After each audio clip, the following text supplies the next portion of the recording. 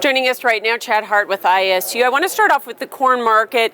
You know, all season long, producers have felt like this crop is getting smaller, but USDA isn't reflecting that. Will we see that in the January report finally? We will see it get smaller, but not to the extent that farmers want to see. I think what you will see is a pullback mainly on harvested area. We'll see a little bit pullback on yield, but in the grand scheme of things, this will still be quite a large corn and the same thing on the soybean side, soybean crops that are being reported in January. And in the meantime, Chad, we have a smaller crop than last year, obviously, but we also have really poor demand that's offsetting that, right? Yeah, we've seen basically as supplies have shrunk a little bit, demand's been shrinking even faster.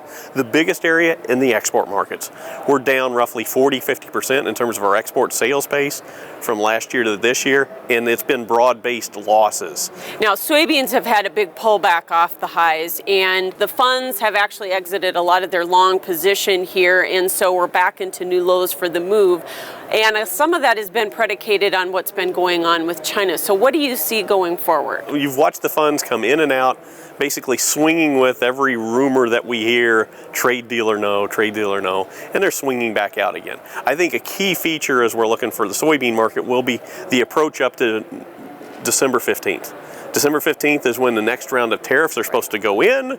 If they don't go in, I think you'll see the funds flip again and come back into the marketplace, betting on that phase one trade deal coming in sooner rather than later. The interesting part as well has been we have price levels right now that are very similar to a year ago, but we have ending stocks which are half of that level, and so there's a disconnect there too. There's a disconnect there, but it's also a change in, if you think about it, it's that change in demand which is creating part of that.